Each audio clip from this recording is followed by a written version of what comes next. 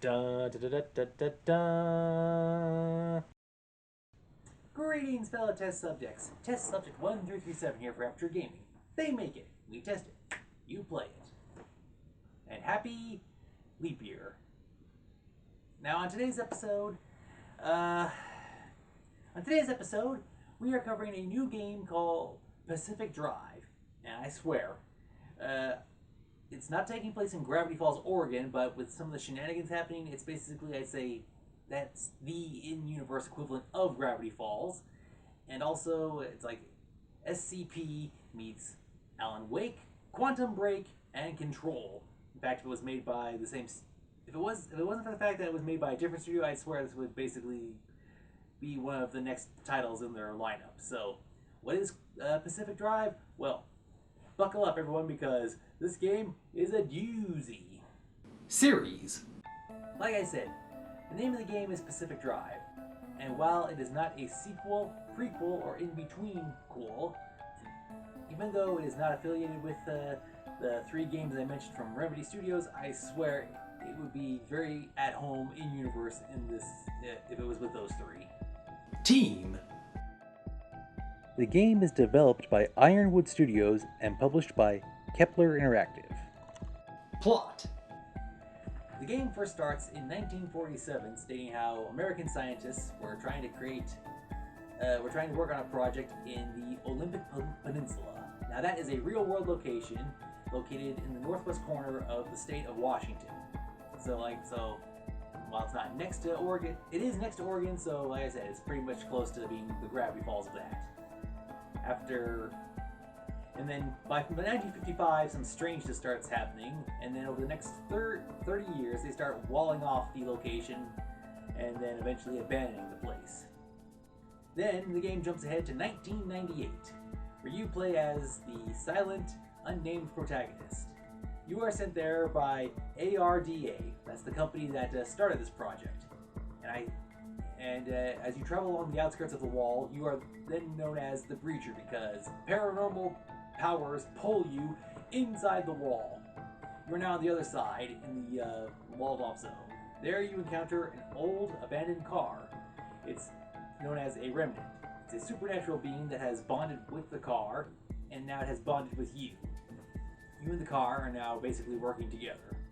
I wouldn't say it's like Kit, but since it doesn't talk to you, because that role is filled by Tobias Barlow, a former maintenance manager of ARDA, Dr. Francis Cook, an R&D scientist, and the head of and the former director of development, Dr. Opie.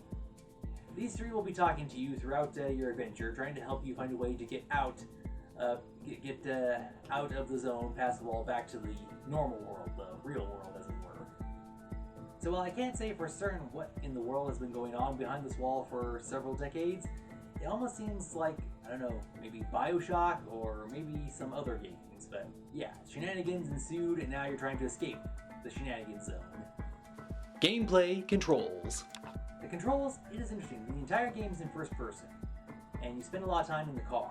Now, I like first person for when I do flight games, but when I'm doing a ground vehicle, I prefer third person.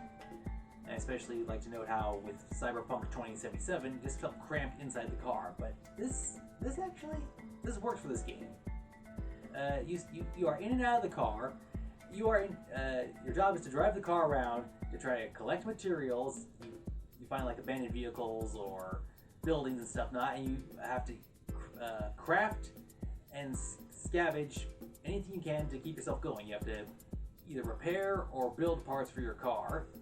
You have to get materials so that way you can reforge a pry bar or a hammer or a saw, so this way you can get things like duct tape, plastic, circuit boards.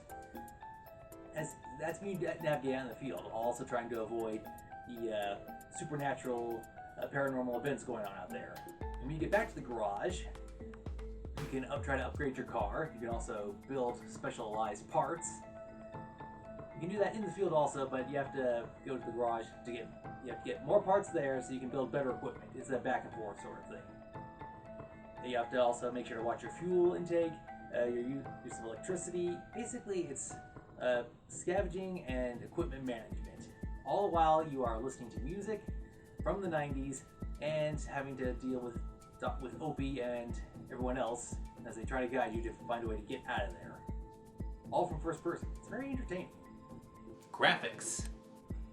The graphics for this game, if I could describe it, I'd say it reminds me of Portal and/or Half-Life. So basically you're out in nature for the majority of time. There's a gas station. It's in a stable zone where apparently there are some areas where the supernatural causes things to shift or change, and you can see that there's also some some sentient beings out there, and along with nature acting very unnatural. But yeah, everything looks incredible, and I like it how since the game is in '98, you see what things look like in the progression of time lead up to 1998. Like you see stuff, you're like, okay, that's clearly something from the 80s, that's something from the 70s. And I also like there's some menus that you interact with. It looks like an old 90s computer screen, like you have the way the arrow and the text is pixelated.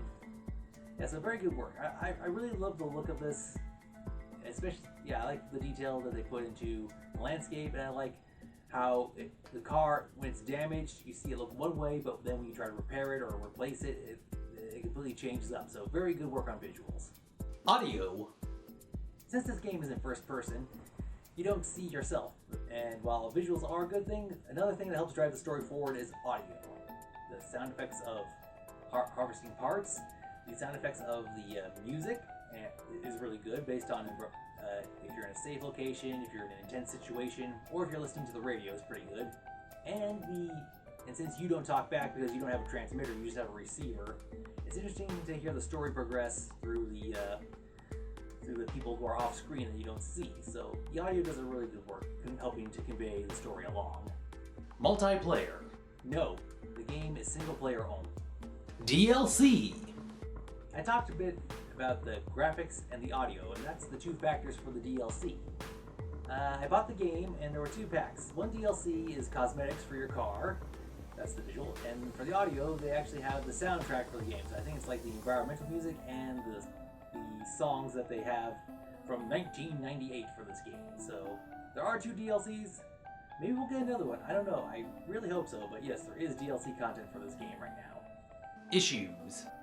I have no issues. I mean, yes, the game is of the horror genre, so it could be a little spooky in some spots. But honestly, technically wise, the gameplay is really great. I have no complaints. Buy, rent, or pass. I saw the trailer for this game a while ago, and it just was so interesting. I mean, a lot of games you have with the whole scavenge and craft and build and repair stuff, but this game, it did a pretty cool way of, making it different by kind of like setting you in a bit of a Twilight Zone-esque situation. Like I said, so this game is, for me, is a definitive buy. Overall score. Yeah, like I said, So the game's a buy because it's interesting. I mean, the concept is you have tools to scavenge around and look for stuff, and you're also trying to repair your car, which is basically a very important thing for you. It keeps you safe, it keeps you around, and you have to make sure it has plenty of fuel and plenty of gas. So yeah, it's a very interesting thing, and it's not the Road Warrior, or it's not Mad Max, which was, I guess, like a precursor to this. But yeah, I thoroughly enjoyed this game. It's fun to play. I highly recommend you get it because we here at Aperture Games, we give Pacific Drive a solid 10 out of 10. Yeah, it's really fun. I enjoy the visuals, and I'm interested to see the story. It has me hooked. I'm trying to figure out what's going on here, what happened here. I also like how when you scan stuff with the headset you get, it pretty much gives like a file giving details of everything like leading up to what this thing was, like this computer, or gives details on the stuff you craft, like health rations, battery jumper, car repair, gasoline tanks. And then you're trying to while you're trying to figure out what's going on in this world, you want to also try to escape this world.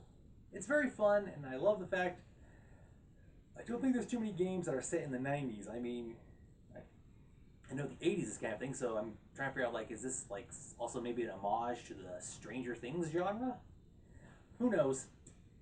But hey, play it, try it, find it out. So yeah, solid 10 out of 10. Definitely highly recommend. Well, that's all the time we have for this episode. Thank you for sticking around. Until next time, this has been Test Subject 1337 for Aperture Gaming, and I'm glad we got a chance to blow off some steam with this boss review. Until next time, thank you for watching, as always, game on, and have a nice day.